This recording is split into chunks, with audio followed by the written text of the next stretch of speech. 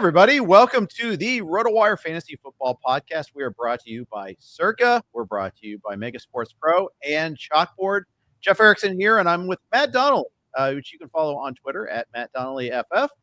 You can read his work over at RotoBaller and also at Fantasy Points. And I'm in the Super Flex League that we did together online. Did a trade together last week. Matt, welcome to the show.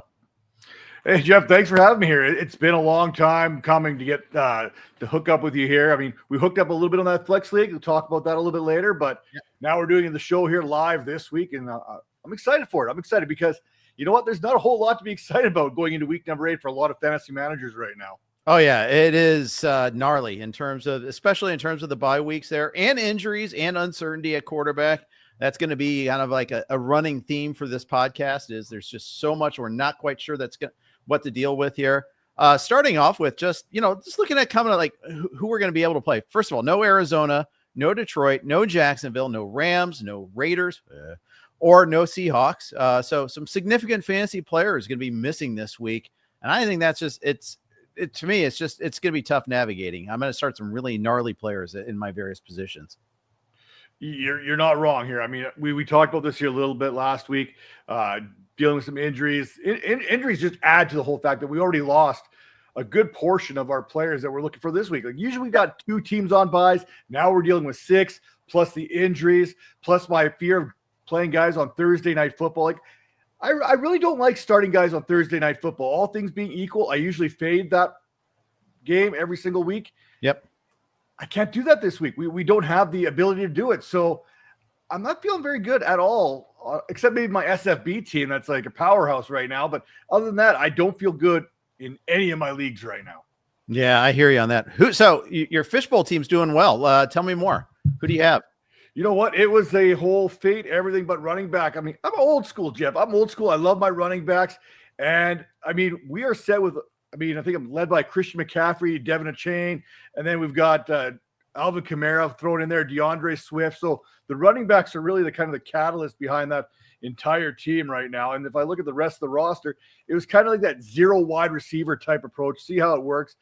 And at wide receiver, it's Keenan Allen, it's Stephon Diggs, it's Rashee Rice, who I got back last week, Wan'Dale Robinson, Demario Douglas, Christian Kirk. Like it's not really a big, high prolific team, but I got good value on Rice, took advantage of that. Now at 13-1 with Rice coming back, I feel much better about it.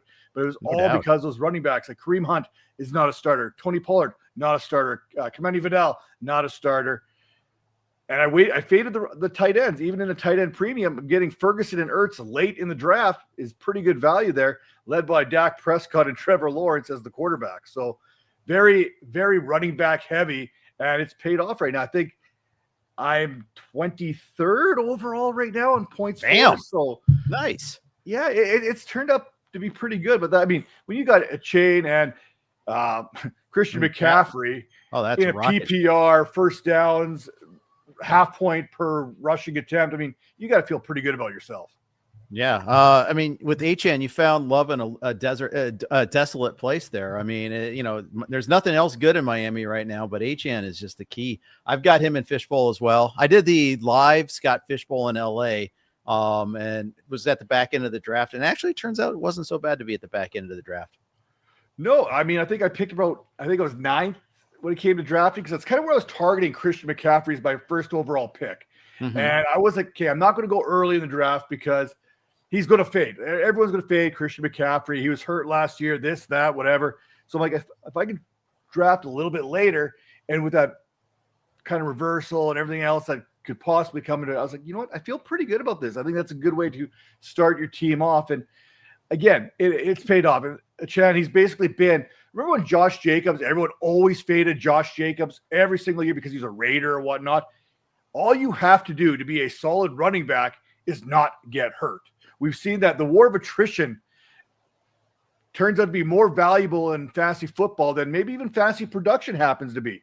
Josh Jacobs has never been when he was with the Raiders, was never a big guy for scoring points, but he did it consistently all season long, didn't get hurt, was in your lineup. And at the end of the day, even though he had an ADP of RB15, RB16, he'd end up being a top 5 fantasy running back every single year. And I think that's kind of what we're seeing with some of these maybe not as good running backs or running backs in not as good as situations, but hey, you can't go wrong here one way or the other.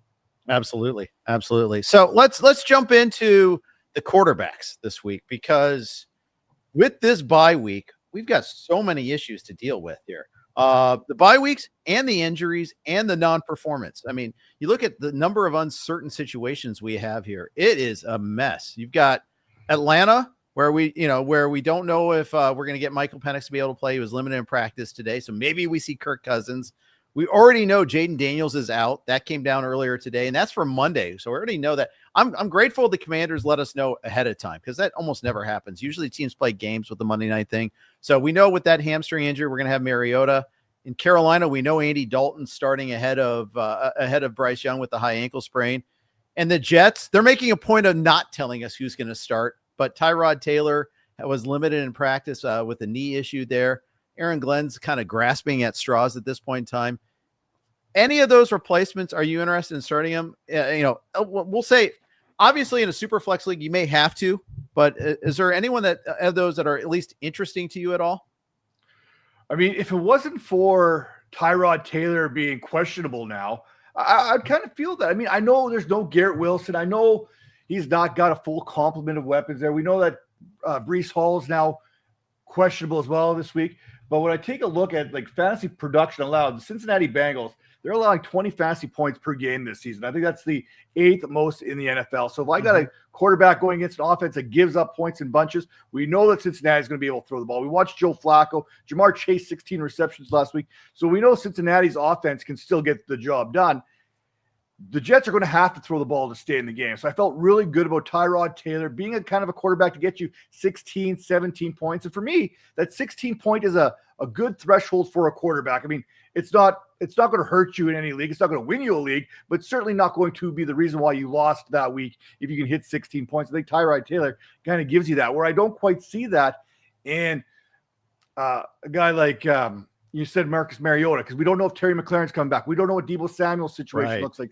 He's still dealing with that heel issue. And being a Monday Night Football game, do you want to take that chance? I mean, unless you're going to go out there and get yourself some insurance in a Chris Moore or Luke McCaffrey or something like that, you really can't afford to gamble on Marcus Mariota having weapons this week. So I feel better. Carson Wentz, another guy I feel good about. We know he's starting. I hate Thursday Night Football, but you may have to put him in your lineup this week based on no other quarterbacks being available. So when we take a look at Michael Penix, we talk about Kirk Cousins. Kirk Cousins could be an option because, like the rest of us, Penix is day-to-day right now as well. So when is the carnage going to start? It feels like we almost got through a good portion of the season, and now we're getting hit right at the bye-mageddon. Exactly. We don't even know if Lamar's going to be able to play. You and I were talking before the show started. You've got Lamar in our league together there in the Flex, Super Flex Online League there. And, there was a lot of, I don't know, it was cagey by the Baltimore Ravens whether or not Jackson was practicing and how much he was practicing today. Eventually, they kind of have to disclose that. But right now, we don't know if he's going to be able to go. Certainly, the sports books think he's going to be able to go because they're listing the Ravens as a 6 to 6.5 point favorite. They don't do that if they think Jackson's not going to play. No, and on the flip side, we don't know if Brock Purdy's going to play, so it might be Mac Jones again, or it might not be Mac Jones. So you can't even count on Mac Jones being a guy to pick up and just kind of as insurance policies. So, yeah, what a mess. What a mess indeed. All right, let's talk about some players we do know are going to start. Bo Nix.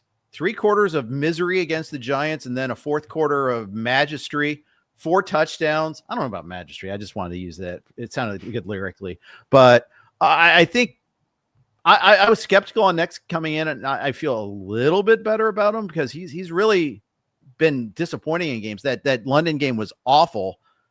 He threw some really nice passes in that 4th quarter comeback, though. Now he draws the Cowboys at home. Is this a get-well moment for Bo Nix? I mean, if you're going to play a team, it's the Dallas Cowboys. They've been giving everything away to everybody. Number 1 in the league at 25.8 fantasy points per game to the quarterback position. They've given up 1,938 passing yards, 16 passing touchdowns.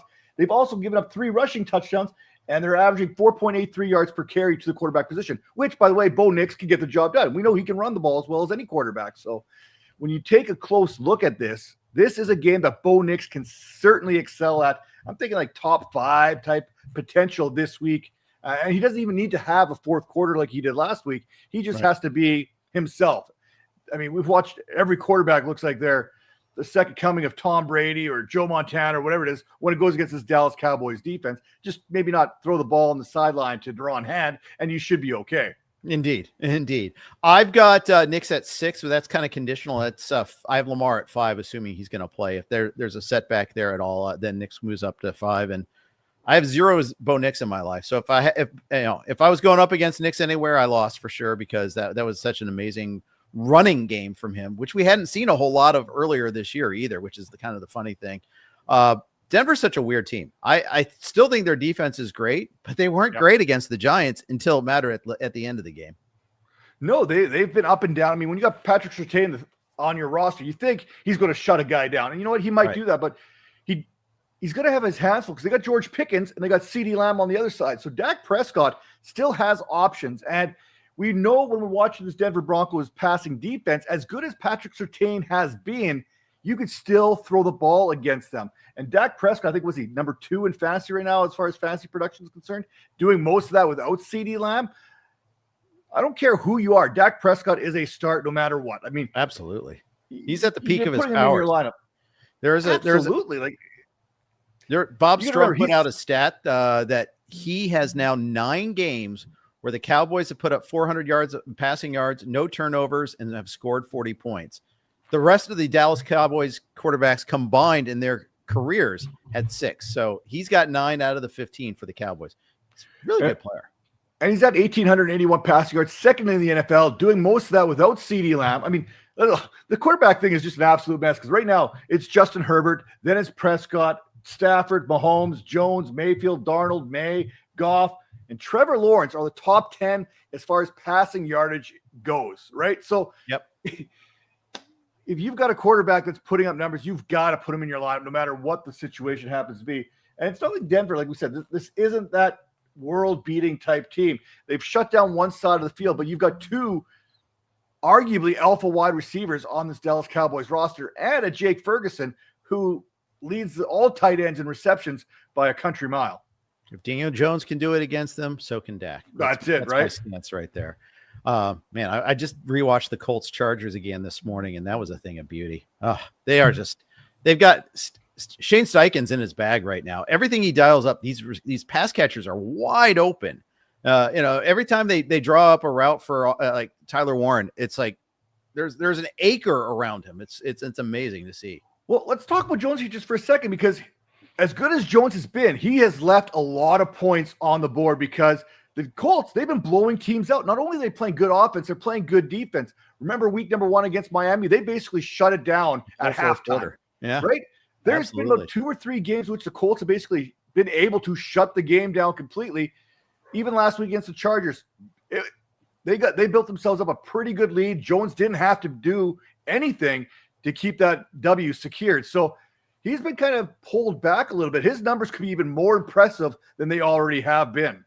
Yeah, that's right. The last 2 touchdowns in the second half, the Chargers had scored and the Colts just went like that, and they scored again. It was no problem. They had the big kick return by Abdullah. That certainly helped on one of them, but the other is just like, okay, we'll do this, and then we're going to do this, and then I think we'll just do this, and it'll all work, and we'll score, and we'll be done. It was all scripted. It was amazing how easy it was for them. And it's been like that all season long. Like we saw the graphic there. I think the first 3 games they punted once?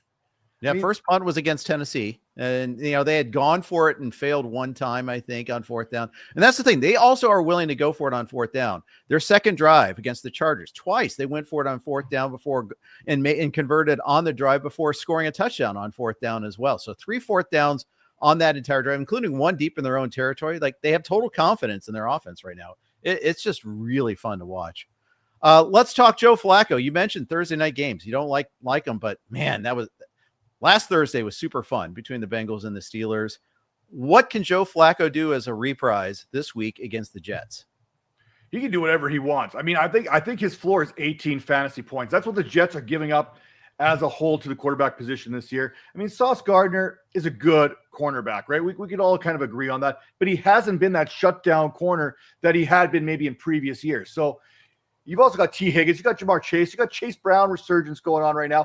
Everyone already wrote off Chase Brown there with Jake Browning under center. So this offense, it's going to score. It's going to have to score because the defense is no good either. But I think with Joe Flacco, he showed that, hey, I think he's like one of 5 quarterbacks in NFL history to throw for more than 340 yards, have a passer rating over like 100 in a game. Like, he's doing this. Like, this guy's our age, man, and he's out there just chucking the ball around and having a lot of fun. He's got an offense that can produce as well as anybody. We just talked about the Dallas Cowboys having 2 alpha wide receivers. T. Higgins would be a wide receiver 1 on probably 20 different franchises in the NFL. So that's right. He's got options to work with. And we're not even talking about how Noah Fant got involved last week, right? Like, if Noah Fant could be a fantasy productive player, then you're doing something right, because Noah Fant hasn't been fantasy relevant in years, and Joe Flacco made him relevant. That's why Joe Flacco is elite. Let's give Flacco a little bit of love here. Joe Flacco is elite. We saw this when he took over the Cleveland Browns a couple seasons ago, not this year, but a couple seasons ago, when he all of a sudden David Njoku was the tight end 2 during the time in which Flacco was under center. So I think Fant is a very sneaky play moving forward with Joe Flacco at quarterback, but this whole team can get it done. The New York Jets are not as good as they once were when Carter and Reed and Sauce Gardner were giving offensive coordinators fits. It's not the same secondary. So, yeah, I don't like Thursday Night Football, but I also like some of my other options. I'll take Joe Flacco over Marcus Mariota, Tyrod Taylor, these quarterbacks that we talked about a little bit earlier. Indeed. And, the funny thing, too, is, well, not funny. The other thing noteworthy is Sauce Gardner had a concussion last week against Carolina. We don't know if he'll be able to play this week, too. And obviously that, you take away Gardner against these 2 elite wideouts, all of a sudden you're salivating to start Flacco there, too, for sure. Talking with Matt Donnelly. You can follow him on Twitter at Matt Donnelly FF. Let's talk a little bit about one more quarterback, the revenge game on Sunday night. Aaron Rodgers hosting the Green Bay Packers. What do we expect from Rodgers in this one? I don't expect a whole lot from Rodgers, to be honest with you. I think he's been a bit of a pleasant surprise. I mean, the NFL has been the league of resurrection. It's like the Lazarus pit for quarterback position, hasn't it been? You got Rodgers, we got Darnold, we got Baker, we got Jared Goff, all the Flacco, Daniel Jones, all these quarterbacks have been resurrected in the last 2 seasons. Aaron Rodgers has been adequate on a matchup-based type situation. I can't start him. Maybe a super flex is my QB2. I feel a little bit better about that. I'm not looking forward to him starting here as my number 1. I mean, I get it. If you're forced to do it, you got to do it. But, DK Metcalf's good. Jaylen Warren's been running the ball incredibly well when he's been given an opportunity and when he's been healthy to do so. I just don't see. Micah Parsons chasing Aaron Rodgers just does not seem fair. That seems like a lion chasing down a 2-legged gazelle.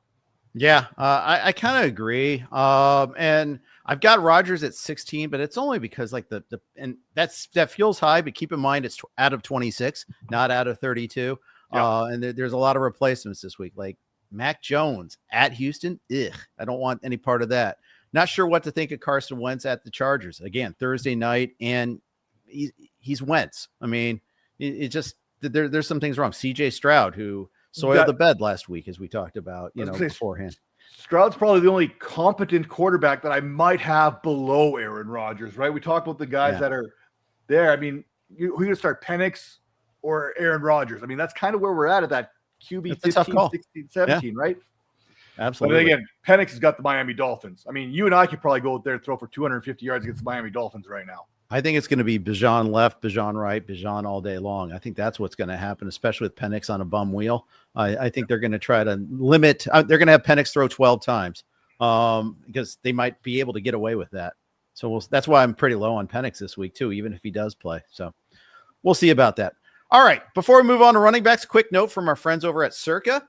It's football season. The best place to play, catch the games is at Circa Resort and Casino in downtown Las Vegas, featuring the best pool in history, Stadium Swim. Stadium Swim has 3 levels, 6 pools, and a 143-foot diagonal screen. Whether it's Thursday, Saturday, Sunday, or Monday, Stadium Swim is America's favorite place to watch football.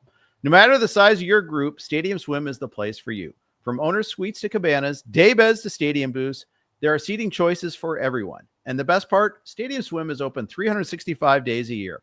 With temperature-controlled pools, it's a great place to catch the games all season long.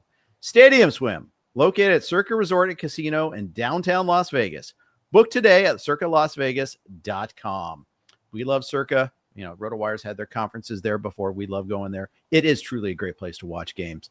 Here with Matt Donnelly, let's talk running backs, Matt, because, we're got some tricky choices here, including what to do with Derrick Henry. Because Derrick Henry, when we last saw him, was really kind of struggling. Had a good game against the Rams, but didn't get in the end zone. Part of that was because they got to be tricky and ran the tight end tush push 2 plays in a row before they handed it to Henry on 4th down. But still, he's had like 2 really good rushing games and a couple of really bad ones, a couple of mid ones. It's not the same Derrick Henry we expected coming into the season.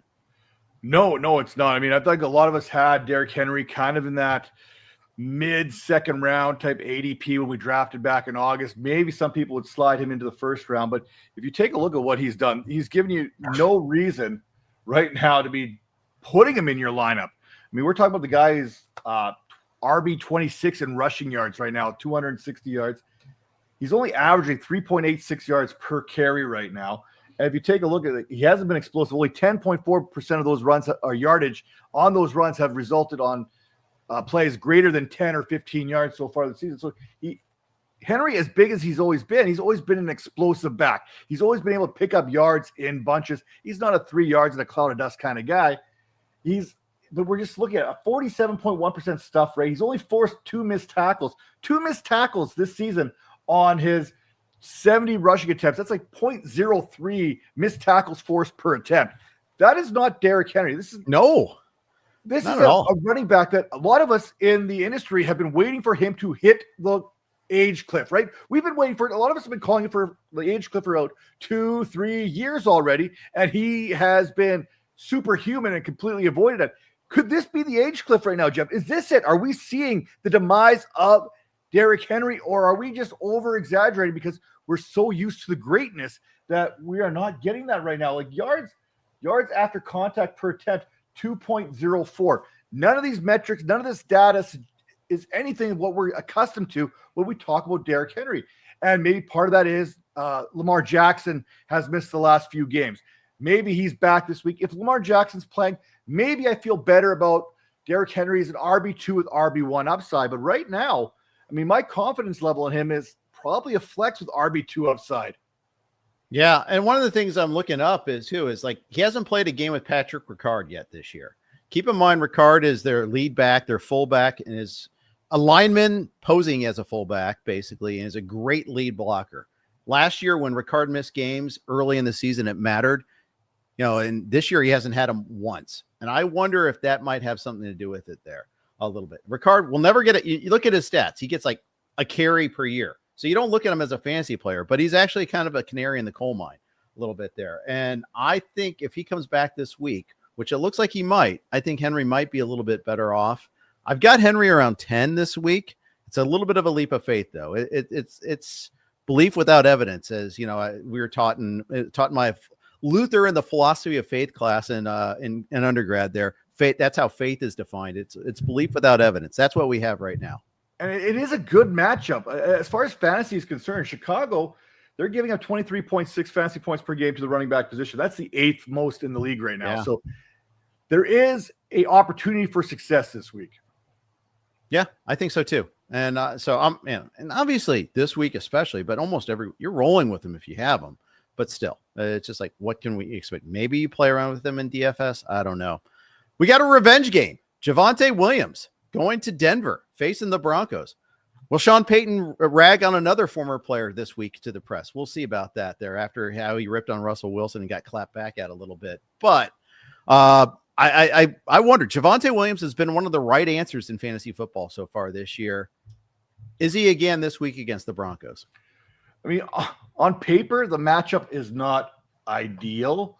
I mean, as when you look at the Denver Broncos, I think they were 23rd as far as fantasy points against, were 19.1 per game, giving about 580 yards rushing, only 2 rushing touchdowns. But I don't think we can really afford to bet against Javonte Williams right now. I mean, the one thing that Williams is doing is getting the volume. 96 carries in 6 games. He's churned out 538 rushing yards. He's got those 4 touchdowns. He's getting used in the passing game. He's been explosive. I mean, everything Javonte Williams is doing right now is everything that he was 3 years ago, pre-knee injury. Yep. We all thought that maybe when he went to Denver, we would get him back. He'd been a couple of years kind of removed from that knee injury. And we were like, okay, yeah, things are going good. He's due. It never happened. It never materialized under Sean Payton. And we probably criticized the Dallas Cowboys for like, dude, like spend some money, get yourself a running back. Right. Javonte Williams has been good. And I don't think you could take the 3rd leading rusher in the NFL out of your fantasy lineups. I mean, he's got to be at worst an RB2 this week with RB1 upside. And I think I got him probably, at RB11 right now for fantasy. So you're starting him. You got to put him in. Even though the matchup isn't great, the volume that he's getting, what do they give the ball to? Jaden Blue? Miles Sanders is gone. There's no one else in that backfield to hand the ball over to. Volume is key. Volume matters in fantasy football, and Williams is going to get it. Yep. I got Henry at 9 and Williams at 10 this week. So I'm in lockstep with you again. It's been a joy to see it. I've got a dynasty league where I'm hurting at running back, except I held on to Swift and I held on to Javonte Williams, and suddenly that's looking pretty good. So we'll see. And it's nice that Swift has already had his bye as well. Now we got to be able to keep him on the field. He has various aches and pains, but it feels like the Bears have kind of figured out a few things on their run offense as well. And I think that's the Ben Johnson effect a little bit there too. Wow.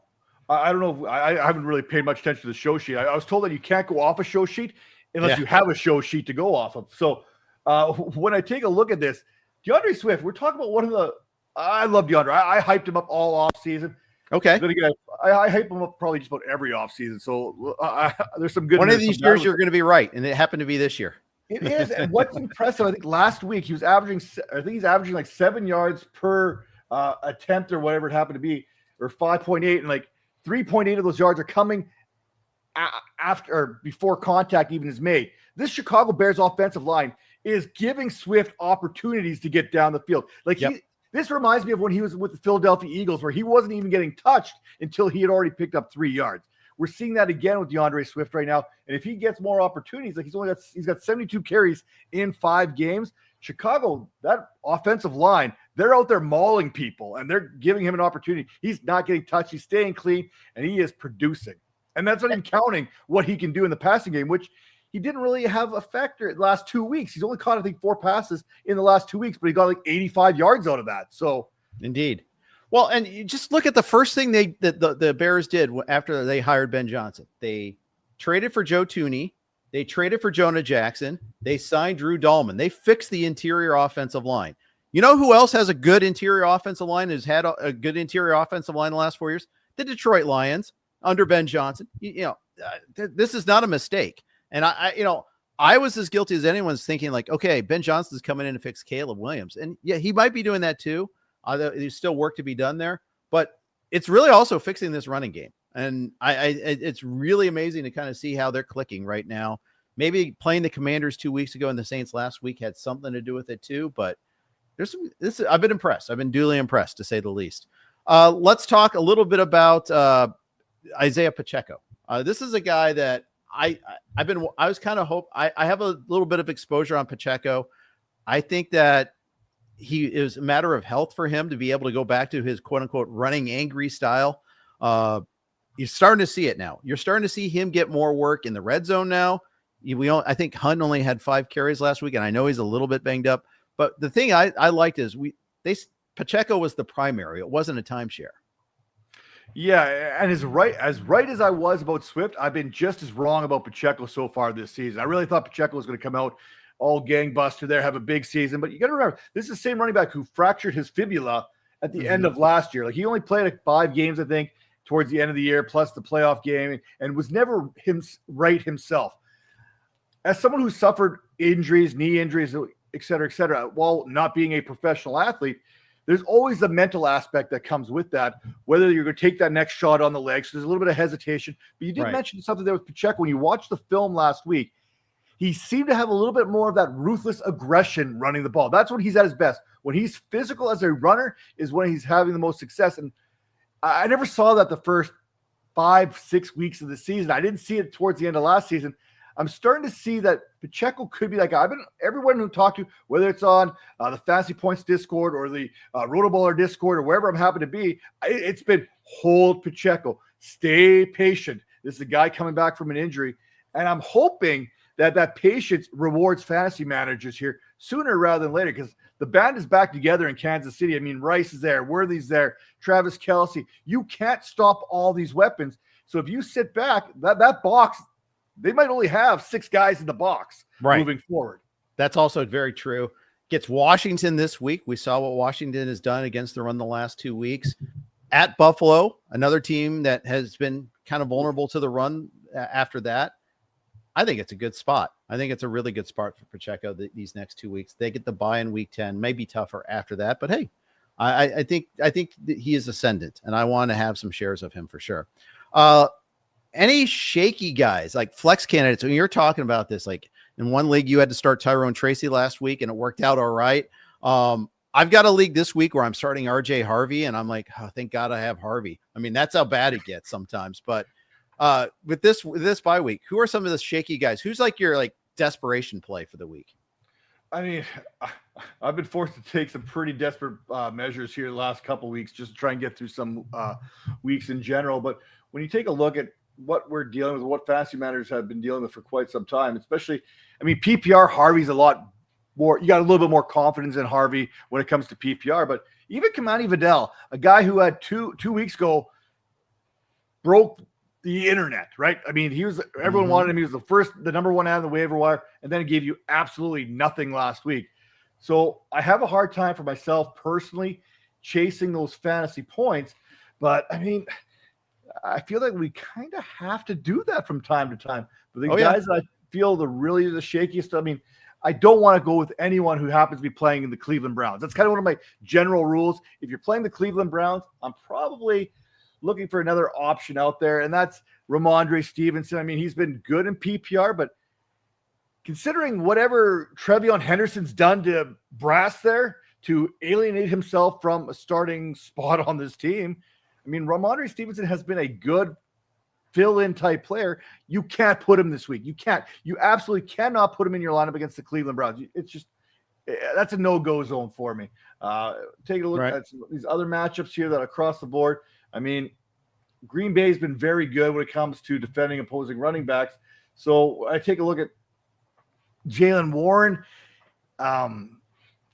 Don't love the matchup, but I like the usage. At least I like that's it. I mean, I like the usage, but the matchup has me a little bit uneasy. I mean, and this is, at least we know he's a pass catching back. He can get involved in the passing game, because this could be one of those games where the Green Bay Packers somehow get up on the Pittsburgh Steelers. We can see Aaron Rodgers having to throw more than he wants to. We can see Micah Parsons basically pinning his ear back after Aaron Rodgers. So the game script could find itself completely flipping on Rodgers for the most part. And then again, Carolina, I don't know what to expect there. I love Rico Dowdle. I love Chuba Hubbard. I don't like them in fantasy playing at the same time. I mean, separate them, fantastic. If Hubbard's hurt, Dowdle's a start. If Dowdle's hurt, Hubbard's a start. I mean, you feel good about that. But both of them being on, great for the Carolina Panthers, not so much for you and I. Exactly. Talk about a desperation start. Chad's got an interesting one here. He suggests maybe Isaiah Davis for the Jets. With Breece Hall possibly traded, maybe his usage is a little lower this week. Want to keep him healthy. It's a great matchup. We know how pliant the Bengals run defense is. They are definitely a movable object, and you can run through them. Warren ran through them last week. I kind of like that as a flex spot desperation play. Not opposed to it. One of the guys that, if I'm desperate, you mentioned Bijan Robinson earlier, Tyler Algier. I mean, he's a guy who could be getting the entire second half to himself. I mean, he's a bye week legend. Absolutely. This is the guy. If I have to find a running back that I have to start this week, it's Tyler Algier, because I just feel that he's going to play probably every snap of the second half, because this game is going to be over. You mentioned Penix, maybe somewhat limited mobility-wise. Yeah, I mean, Tyler Algier, I think he could be one of those guys that has 8 carries for 80 yards. Easy. Indeed. All right. We got one super chat question here from Ismail. Call me Ismail. He asks, half point PPR. He's got Nix Purdy, Drake London, Collins. Obviously Collins is an issue this week. Ibuka. Question is, does he drop Travion Henderson to grab a kicker or grab Tootin and or trade Ibuka for Addison and Judkins? This is a big week. He's 3-4, so he's kind of like in a tough spot here. Needing the wide receiver with Nico Collins, obviously probably out this week with the concussion. We'll see what happens with that. What say you on this question here?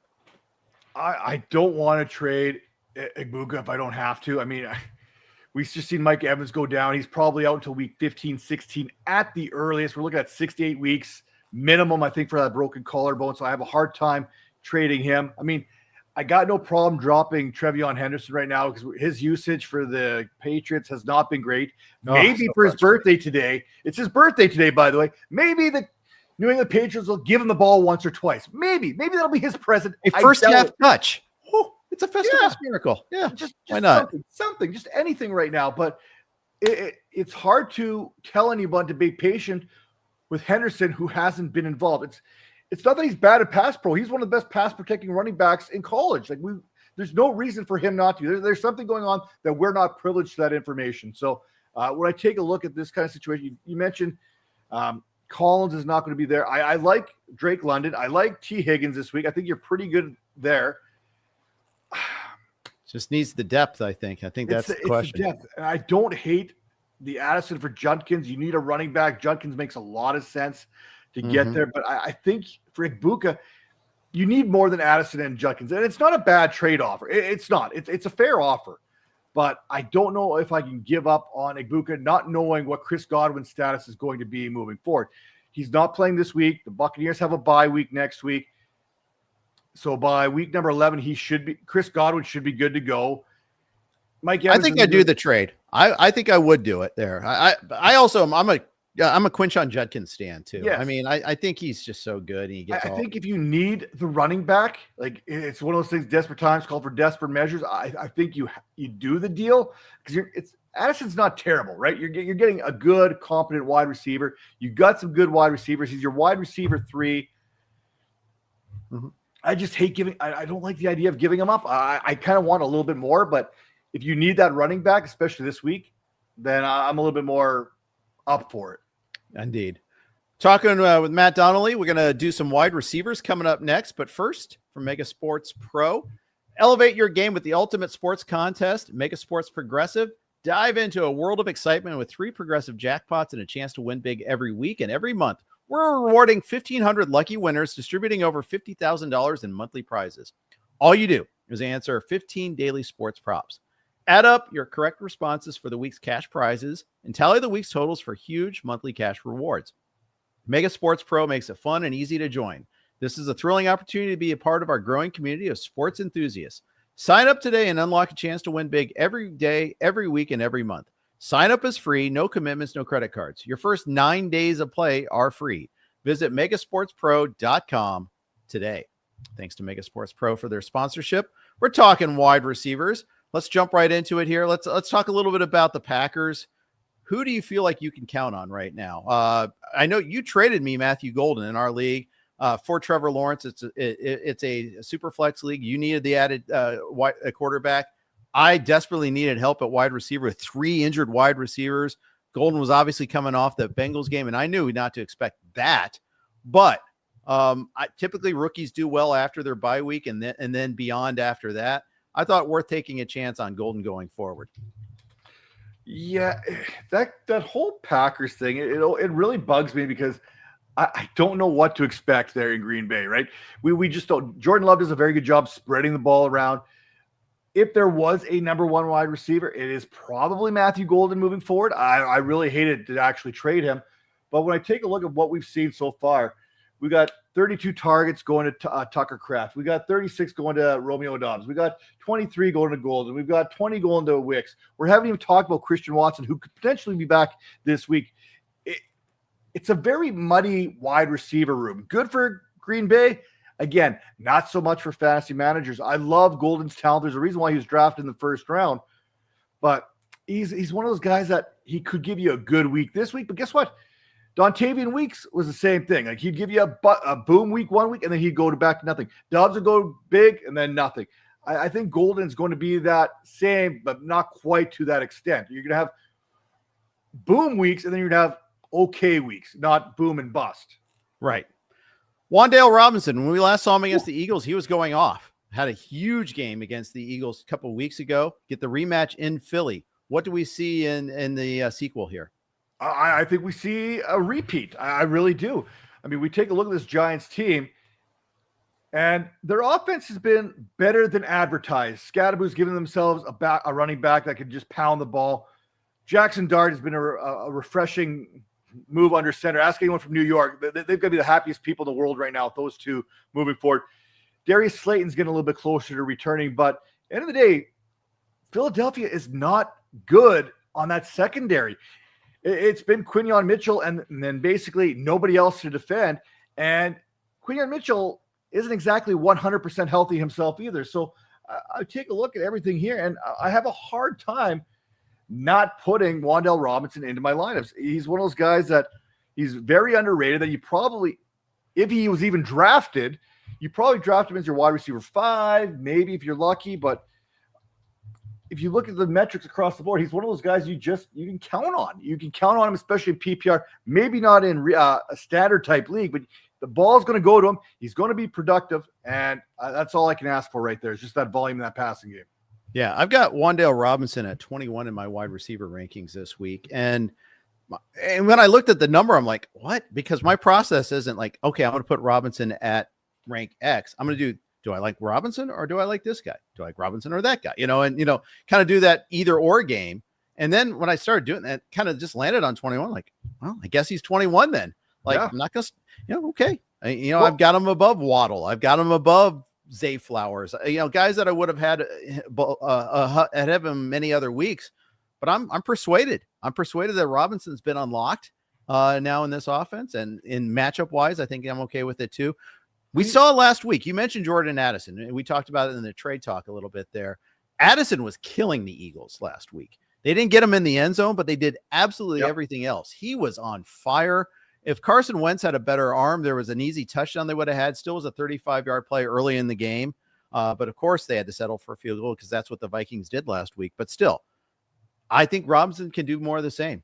As long as, Jalen Carter coming back might change the defense a little bit there for the Eagles. Maybe they shut down the run a little bit more, make the Giants more one-dimensional. But, man, I think this is another good setup. Put your hand up if you thought Wan'Dale Robinson would be 12th in the league in receiving yards through the first 7 weeks of the season. Then put your hand back down because I know you're lying, because nobody had Robinson that high. He's got a 22% target share. He's averaging 7.3 targets per game. This is a guy you can start no matter what. If you're getting 7 targets per game, there's likely production somehow tied to that, and we've seen it. All right, next topic. Weekly question, seemingly. Which Buffalo wide pass catcher are you starting, if any, this week? I mean, I think the obvious answer is none. I mean, I can't trust him. It's kind of like the whole Green Bay Packers thing. I don't know who's going to be that guy for Josh Allen any given week. Is it going to be Dalton Kincaid? Is it going to be Keon Coleman? Is it going to be Khalil Shakir? Is it going to be Joshua Palmer? I mean, they don't have that Matthew Golden type wide receiver that this is the future. You look across, they've got a bunch of guys that can get a job done. Not the job done, but a job done. And we saw Palmer kind of get that horse collar, drop down tackle a couple weeks ago. He's missed some time. Keon Coleman is supposed to be that guy. He's supposed to be the touchdown maker. Khalil Shakir is supposed to be that PPR stud that we all want to get in our lineups. We just haven't seen it yet. And I don't know if we're going to, with the way that they get James Cook into the end zone, the way that Josh Allen has to get in the end zone. I don't think there's enough opportunities for these wide receivers to score touchdowns for the Bills. Elijah asks, how are we feeling about Jaylen Waddle versus Atlanta? I'm not feeling very good about this one here. No, AJ Terrell is one of the best corners in the game today, right? I mean, he's probably one of the guys we don't talk about nearly enough. Everyone wants to talk about Surtain and Sauce Gardner, and I rarely hear AJ Terrell's name come up ever, right? I mean, it's just one of those names. You talk about a team that's been stingy against opposing wide receivers. I mean, they're only allowing about 20 fantasy points per game to the wide receiver position. The Atlanta Falcons are. This offense, just in general for the Dolphins, is not good. I mean, we've seen them lay some stinkers out there, and I love Jaylen Waddle's talent. I think he has the ability to be a true number one wide receiver. I just don't think it's going to be with the Miami Dolphins this season. I think he'll have his moments, but man, without Tyreek Hill on the other side to draw the likes of Terrell and other top corners, it's going to be tough. Last week it was Ward, and the elements, of course, too. So I would start Wan'Dale Robinson over Waddle, for instance. I would agree with that. And there's a number of other wide receivers that I wouldn't normally start over Waddle that I'm starting with Waddle. Remember we went through the desert last year with Waddle too, where they chose Jonnu Smith over Waddle at times. Now they don't have that option now. And of course, with Waller out, it's even more pronounced, but hey, Waddle had one catch last week. One.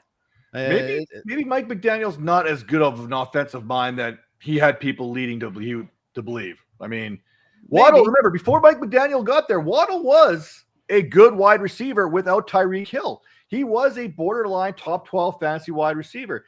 Tyreek Hill got there. Those numbers kind of dried up. Mike McDaniel's got there. Numbers dried up a little bit more. I'm not saying, but I'm saying. Yeah, I also think this offensive line is tragic. Oh, it's bad. And Tua's just, Tua, anything above the Mason-Dixon line after like October 1st is just a problem. Just asking to be a problem there. So I don't trust anything of that there. They are indoors this week, so they got that going for them, which is nice. Let's move on because there's so much else to talk about here. We're going to talk tight ends, but first, quick note from our friends over at Chalkboard. Cash in on your NFL picks this season with Chalkboard. Simply choose more or less on your favorite player stats to win up to 5,000 times your money. For a limited time only, new players get $20 free with no deposit required. Yes, you heard that right. $20 free just on sign up. See why over 1 million fans have already locked in with Chalkboard to turn their sports knowledge into cold hard cash. Whether you're locking in the perfect slip with alternate lines, using the cash out feature to take your money and run, or hammering the daily promos, today is your chance to win up to $40,000 on a single entry. Stop sitting on the sidelines. Get into the game with Chalkboard Fantasy Sports. Now available in 30 plus states. Download Chalkboard today and use promo code ROTONFL. That's ROTONFL to get $20 free with no deposit required. We're also on the BlueWire network. Here are their ads. All right. Thank you very much for those of you listening on podcast, listening to the BlueWire ads. We are thankful for them hosting us. Here with Matt Donnelly. Follow him on Twitter at Matt Donnelly FF. Matt, I'm getting more questions this week about Oronde Gadsden than anybody else because he happens to be widely available in a lot of leagues. This is 2 huge games in a row for him and 3 good games all this season. Are we buying Oronde Gadsden?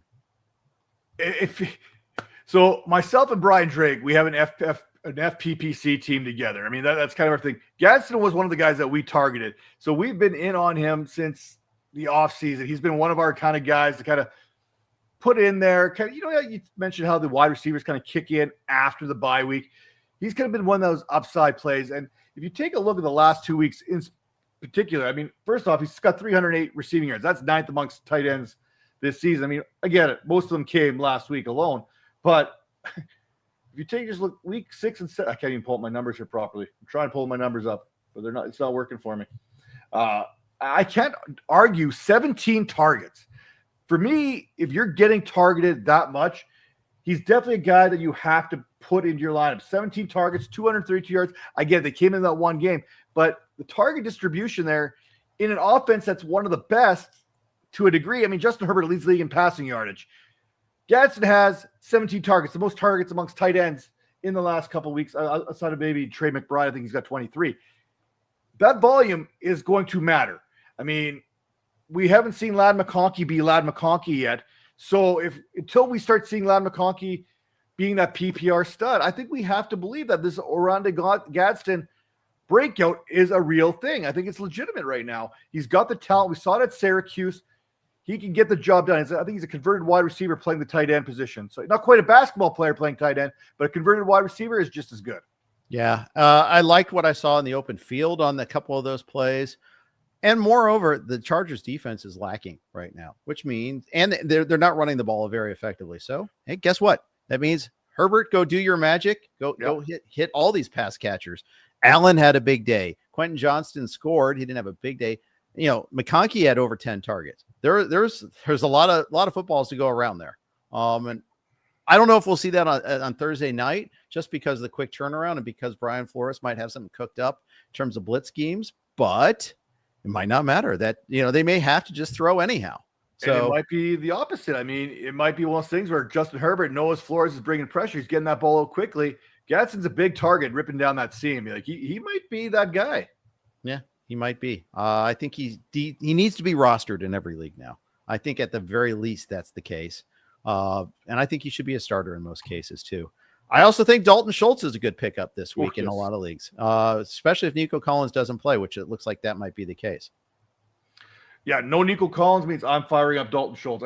Those targets there last week alone that I watched, I mean, I know how bad the Houston Texans offense happened to be. They're probably not going to be that bad every week, right? Right. So Dalton Schultz, targets are going to be there. Volume matters, especially the tight end position. It's such a wasteland there that any given week, if you go back and you look at the points scored for that week, there's at least 3 or 4 tight ends you were not expecting being in that top 12. I think Dalton Schultz is one of those guys that can easily be there this week.